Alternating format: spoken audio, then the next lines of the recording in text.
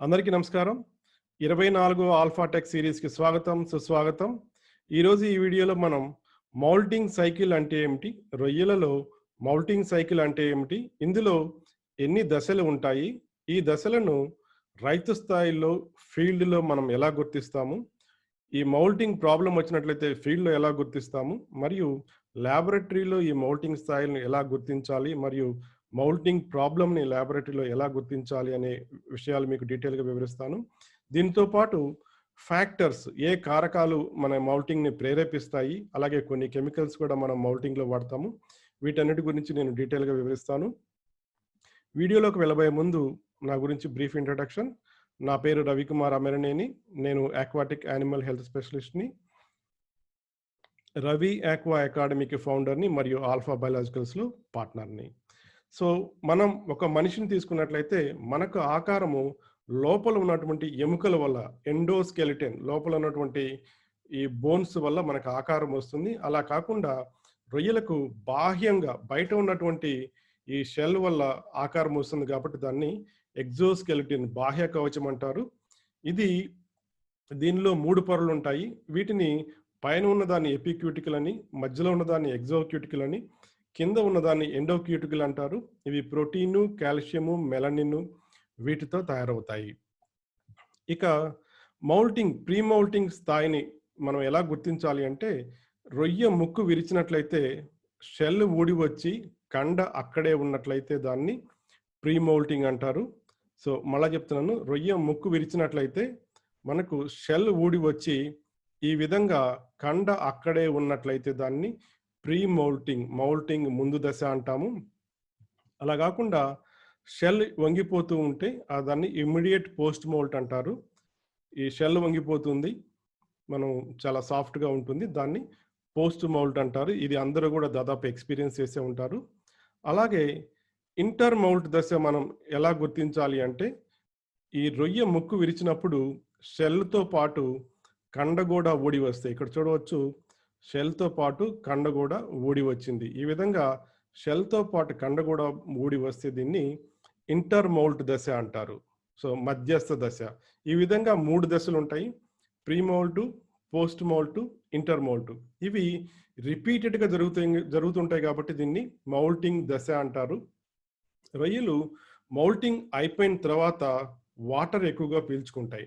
Water పీల్చుకొని next inter mould స్టేజ్లో ఏంటంటే, ఈ వాటర్ బదులు టిష్యూ రీప్లేస్ అవుతుంది. సో, మన ఉదాహరణకి ఒక చేపను తీసుకున్నట్లయితే అది ప్రతిరోజు పెరుగుతుంది. ఈరోజు కొంత గ్రోత్ ఉంటుంది, రేపు కొంత గ్రోత్ ఉంటుంది, ఎల్లుండి కొంత గ్రోత్ ఉంటుంది. కానీ రొయ్యలు డిస్కంటిన్యూస్ గ్రోత్ అంటారు. మౌల్టింగ్ అయినప్పుడు కొద్ది రోజులు వెయిట్ పెరుగుతుంది. ఆ వెయిట్ కొద్ది రోజులు అలానే మెయింటైన్ అవుతుంది.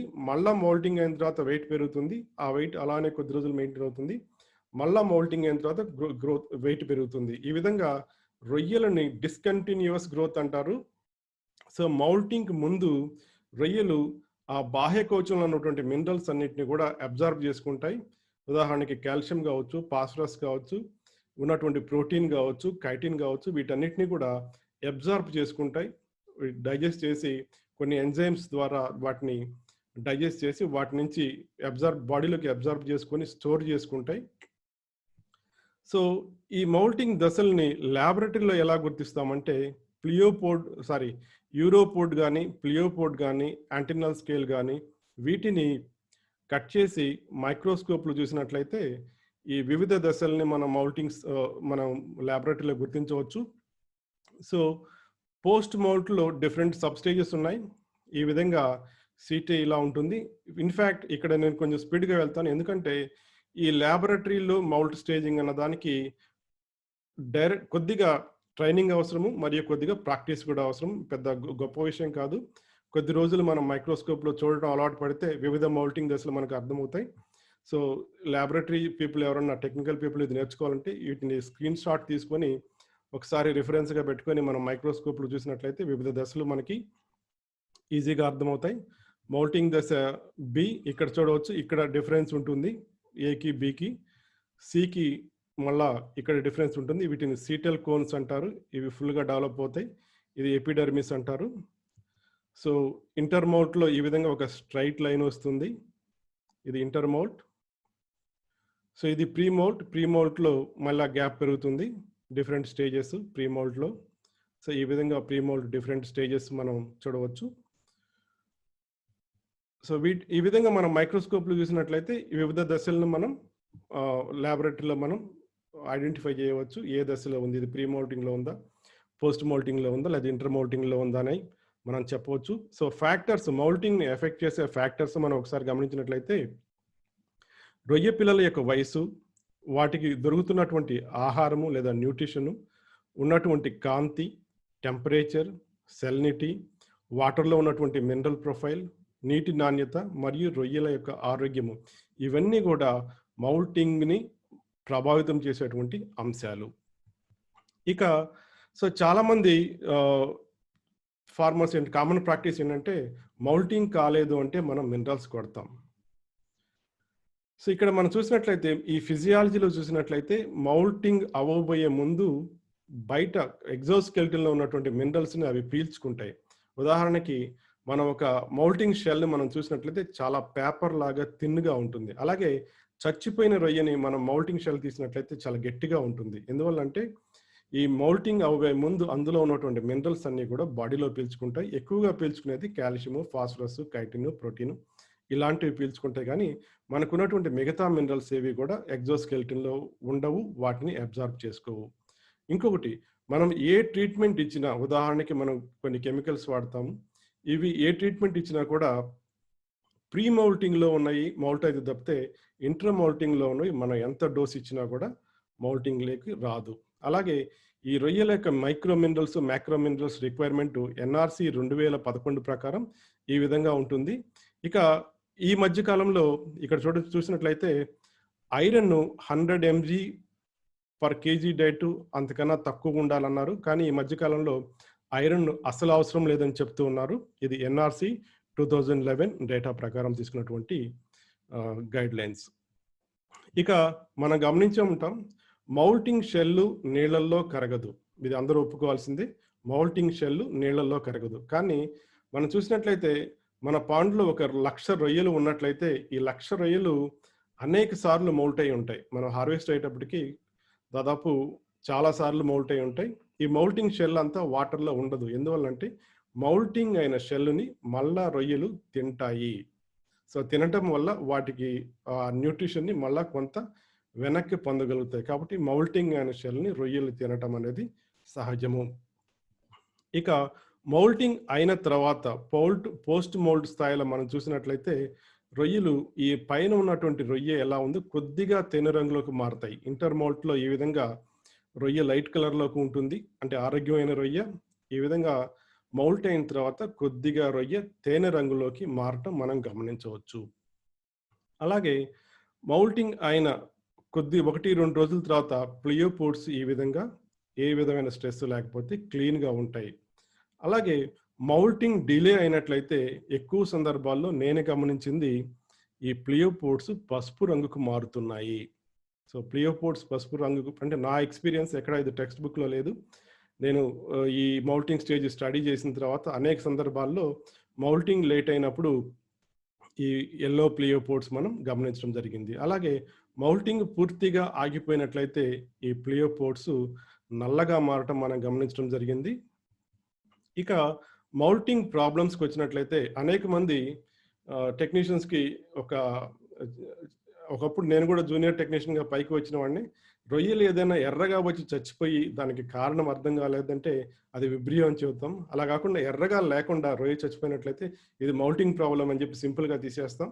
సో ఇక్కడ ఇది నిజంగా మౌల్టింగ్ ప్రాబ్లమా కాదా అనే ఒక డయాగ్నోసిస్ మనం చేసుకోవాలంటే చనిపోయిన అన్ని రొయ్యలు ఒక మౌల్ట్ స్టేజ్లో ఉన్నట్లయితే అది మౌల్టింగ్కి సంబంధం ఉండే అవకాశం ఉంది. మళ్ళీ రిపీట్ చేస్తున్నాను, మనకి ప్రాబ్లం వచ్చి రొయ్యలు చనిపోయినాయి. ఈ చనిపోయిన రొయ్యలన్నీ కూడా ఒకే మౌల్టింగ్ దశలో ఉన్నట్లయితే ఇవి మౌల్టింగ్ ప్రాబ్లంగా మనం అనుకోవచ్చు. సో ఇక్కడ చూసినట్లయితే రొయ్యలన్నీ పక్కకొచ్చి మౌల్ట్ అయినాయి. ఈ విధంగా పక్కకొచ్చి మౌల్ట్ అయితే చాలా మంది మా రొయ్యలు ఆనందపడతారు మౌల్టింగ్ అని. కానీ ఈ విధంగా పక్కకొచ్చి రొయ్యలు మౌల్ట్ అవుతున్నాయి అంటే ఆ రోజు కానీ అంతకు ముందు రోజు కానీ డివో ప్రాబ్లం సివియర్గా వచ్చి ఇవి స్ట్రెస్తో మౌల్ట్ అయినాయని మనం చెప్పుకోవచ్చు. అలాగే జనరల్‌గా వచ్చే కామెంట్ ఏంటంటే, నేను ఎయిర్ బ్లోయర్స్ పెట్టానండి. ఎయిర్ బ్లోయర్స్ పెట్టినప్పుడు మౌల్టింగ్ ఎక్కువగా వస్తుంది అని చెప్తుంటారు. ఎయిర్ బ్లోయర్స్ పెట్టినప్పుడు ఏంటంటే, కింద నుంచి ఎయిర్ రావడం, వాటర్‌లో ఉన్నటువంటి రొయ్య మౌల్ట్ అయినట్లయితే, అందులో ఎయిర్ బబుల్స్ ఇక్కడ చూడవచ్చు మనం. గాలి బుడగలు ఎంట్రాప్ అవ్వటం, ఈ గాలి బుడగల నుంచి ఈ షెల్ మౌల్టింగ్ తేలుతుందే గానీ, ఎయిర్ బ్లోయర్ పెట్టడం వల్ల మౌల్టింగ్ ఎక్కువ అవ్వటం అనేది కూడా కరెక్ట్ కాదు. ఇక రొయ్యపై ఫిలమెంటస్ బ్యాక్టీరియా వస్తే షెల్ ఈ విధంగా యెల్లోగా మారుతుంది. జనరల్‌గా ఇది బ్రూడ్ స్టాక్‌లో ఎక్కువగా ఉంటుంది. బ్రూడ్ స్టాక్‌లో ఈ విధంగా యెల్లో కలర్ మౌల్టింగ్ షెల్ వచ్చింది అంటే అది ఫిలమెంటస్ బ్యాక్టీరియా అయి ఉండవచ్చు అనుకోవచ్చు. అలాగే ఆల్రెడీ మీకు ఎక్స్‌ప్లెయిన్ చేశాను. మౌల్టింగ్ ప్రాబ్లమ్‌లో మనకి కొన్ని సందర్భాల్లో ఆహ్, పార్షియల్ మౌల్టింగ్ గూడా ఉంటుంది. సో, ఇది జనరల్‌గా స్ట్రెస్ ఉన్నప్పుడు, స్ట్రెస్ ఉన్నప్పుడు మనకి ఈ విధంగా పార్షియల్ మౌల్టింగ్ వచ్చే అవకాశం ఉంటుంది. డీఓ వచ్చినప్పుడు ఎందుకు పార్షియల్ మౌల్టింగ్ ఎందుకు అవుతాయంటే, జనరల్‌గా డీఓ రావడంతోటి రొయ్యలన్నీ గూడా పైకి వస్తాయి. ఎందువల్లంటే పైన ఆక్సిజన్ ఎక్కువగా ఉంటుంది. ఇంకా ఆక్సిజన్ తగ్గినప్పుడు మౌల్టింగ్ అవుతాయి. ఎందుకు మౌల్ట్ అవుతాయి అంటే, మౌల్ట్ అయిన తర్వాత గిల్ పైన ఉన్నటువంటి పొర చాలా పలచగా మారుతుంది. తద్వారా ఆక్సిజన్ ట్రాన్స్‌ఫర్ ఎఫిషియంట్‌గా ఉంటుంది. కాబట్టి యాస్ ఎ లాస్ట్ రిసార్ట్ అంటే చివరి ప్రయత్నంగా అవి మౌల్ట్ అవుతాయి.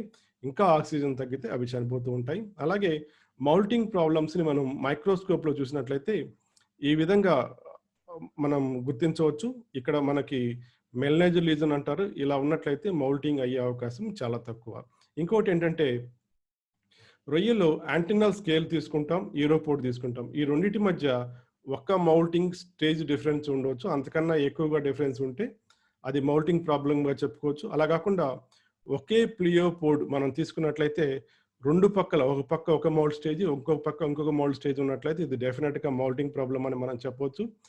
ఈ విధంగా యూరోపోడ్ ఉన్నట్లయితే ఇది మౌల్టింగ్ కాదు. ఇక్కడ చూసినట్లయితే ఇది మౌల్టింగ్ ప్రాబ్లమ్‌గా మనం చెప్పుకోవచ్చు. సీ-టైప్ ప్రాబ్లమ్ ఉంది. ఇది కూడా సీ-టైప్ ప్రాబ్లమ్. దీన్ని మనం మౌల్టింగ్ ప్రాబ్లమ్‌గా డయాగ్నోస్ చేయొచ్చు. ఇక్కడ ఇది ప్లియోపోడ్ మనం చూసినట్లయితే ఇక్కడ ఒక మౌల్ట్ స్టేజ్‌లో ఉంది. ఇక్కడ ఒక మౌల్ట్ స్టేజ్‌లో ఉంది. ఒకే ఆర్గాన్‌ను 2 మౌల్ట్ స్టేజ్‌లో ఉంది అంటే అది పార్షియల్ మౌల్టింగ్ వచ్చే అవకాశం ఎక్కువగా ఉంటుంది. ల్యాబ్‌లో కొంత ప్రాక్టీస్ చేస్తే దీన్ని పట్టుకోవడం గొప్ప విషయం ఏం కాదు. ఇక్కడ చూడొచ్చు ఈ కలర్ కూడా యెల్లోగా ఉంది. ఇంతకుముందు చెప్పాను మౌల్టింగ్ లేట్ అయితే మీకు యెల్లో కలర్ వస్తుంది అని. అలాగే 2 మౌల్ట్ స్టేజ్‌లు ఉన్నాయి. ఇటుపక్క ఒక మౌల్ట్ స్టేజ్‌లో ఉంది. ఇటుపక్క ఒక మౌల్ట్ స్టేజ్‌లో ఉంది. కాబట్టి ఇది మౌల్టింగ్ ట్రబుల్ వచ్చే అవకాశం ఈ రొయ్యలో ఎక్కువగా ఉంటుంది.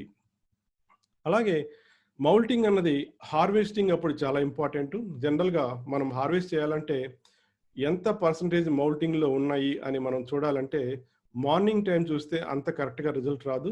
ఈవినింగ్ టైమ్ చూసినట్లయితే ఎన్ని ప్రీ మౌల్టింగ్‌లో ఉన్నాయి 100లో అని చూసినట్లయితే అవన్నీ కూడా నెక్స్ట్ డే మార్నింగ్ మౌల్ట్ అవుతాయి. అవి పీలింగ్ పడే అవకాశం ఉంది. కాబట్టి హార్వెస్టింగ్ డెసిషన్ మనం తీసుకోవాలంటే ఈవినింగ్ టైమ్ వల వేసిన తర్వాత అవి మౌల్ట్ స్టేజ్ ఒక 100 రొయ్యలు చూసుకొని మౌల్ట్ స్టేజ్ చూసుకొని ఎంత పర్సెంటేజ్ మనకి మౌల్టింగ్‌కి ఈ నైట్ అవుతాయి అని చెప్పి మనం డిసైడ్ అయ్యి 5% కన్నా ఎక్కువగా ఉంటే మనం ఈ హార్వెస్ట్ అనేది పోస్ట్‌పోన్ చేసుకోవాల్సి ఉంటుంది. ఇక ఈ మౌల్టింగ్‌ని ఇండ్యూస్ చేసే కారకాలు మనం ఒకసారి చూసినట్లయితే వాటర్ ఎక్స్‌చేంజ్ మౌల్ట్ ఇండ్యూస్ చేస్తుంది. సున్నం కొట్టినప్పుడు మౌల్ట్ ఇండ్యూస్ అవుతుంది. ఆల్రెడీ డిస్కస్ చేసాం. ఆక్సిజన్ లెవెల్ బాగా తగ్గినప్పుడు మౌల్టింగ్ ఇండ్యూస్ అవుతుంది. వర్షం పడినప్పుడు మౌల్టింగ్ ఇండ్యూస్ అవుతుంది. Thermal shock temperature up and down సడెన్‌గా వచ్చినప్పుడు మౌల్టింగ్ అవుతుంది. మరియు ల్యూనార్ పీరియాడిసిటీ అంటాము.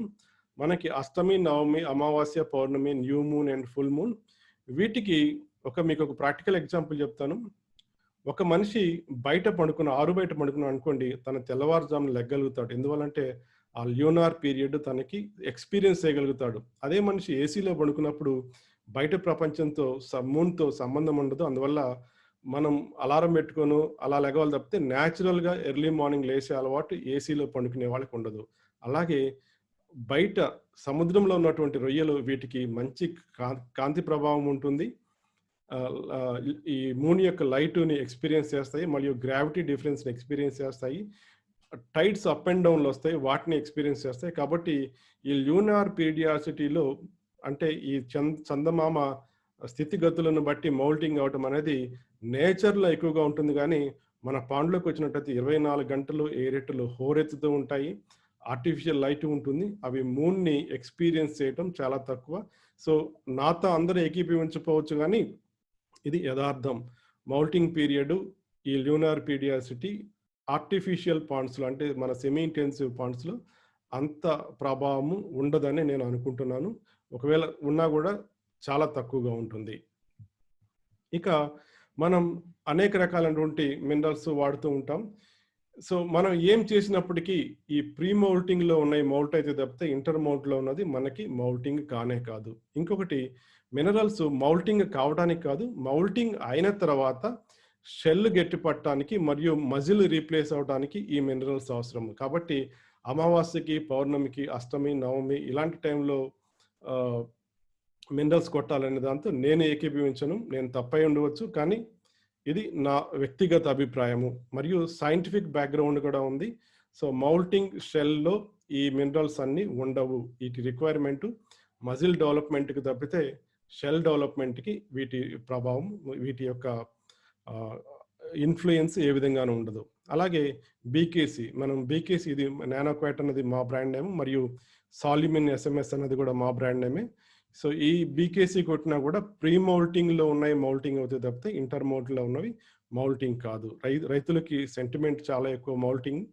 సో ఈ మౌల్టింగ్ సపోజ్ మనం బీకేసీ నానోక్వాట్ కొట్టారు. నెక్స్ట్ డే మార్నింగ్ మనం చెక్టర్‌లో 1, 2 మౌల్టింగ్ షెల్స్ వచ్చినంటే రైతులు చాలా ఆనందపడిపోతారు మౌల్టింగ్ అయిందని. కానీ మనకి ప్రీ మౌల్టింగ్‌లో ఉన్నటువంటి రొయ్యలు మాత్రమే మౌల్టింగ్‌కి వచ్చే అవకాశం ఉంది. శరీరం అంటే ఫిజియాలజీ ప్రకారం రొయ్య శరీరంలో కైటిన్ అనే ఒక ఎగ్డైజోన్ అనే ఒక హార్మోన్ ఉంటుంది. ఆ హార్మోన్ లెవెల్ మౌల్టింగ్ ముందు వరకు బాగా పెరుగుతుంది. ఆ తర్వాత తగ్గుతుంది. ఎప్పుడైతే ఈ ఎగ్డైజోన్ హార్మోన్ పెరుగుతుందో అప్పుడు పీక్ లెవెల్‌లోకి వెళ్ళినప్పుడు మౌల్టింగ్ న్యాచురల్‌గా ఇండ్యూస్ అవుతుంది తప్పితే మనం బయట వాడేటువంటి కెమికల్స్ వల్ల కాదు. ఇక బీకేసీతో పాటు ఈడిటిఏ కూడా కొంత మౌల్టింగ్ స్టిమ్యులేట్ చేస్తుంది. అలాగే పాత రోజుల్లో టైగర్ ఉన్నప్పుడు ఫార్మాలిన్ మరియు బీకేసీ కలిపి కొట్టినా కూడా కొంత మౌల్టింగ్ వచ్చేది. ఇక టీసీడ్ కేక్ ఇప్పుడు అలవాటు ఓన్లీ చేపల కోసం వాడుతున్నారు కానీ ఒకప్పుడు టైగర్ రొయ్యల్లో మౌల్టింగ్ ఆగిపోయిందంటే టీసీడ్ కేక్ కొట్టినప్పుడు కూడా మౌల్టింగ్ అయ్యే అవకాశం ఉంది. ఈ టీసీడ్ కేక్ కాస్ట్ పెరగడం వల్ల ఈ మధ్య వీటి వాడకం తగ్గింది మరియు అవైలబిలిటీ కూడా అంతగా లేదు. అందువల్ల టీసీడ్ కేక్ వాడకం తగ్గింది. ఇది నా దగ్గర ఉన్నటువంటి సమాచారం మౌల్టింగ్ మీద. మీకు నచ్చినట్లయితే మీ తోటి వారికి షేర్ చేయండి. మా ఆల్ఫా బయాలజికల్స్ ఎప్పుడు కూడా రైతులకు అవసరమైన సమయంలో అవసరమైన సమాచారం ఇవ్వడానికి ముందుంటుందని తెలియజేసుకుంటూ సెలవు తీసుకుంటున్నాను. Thank you very much.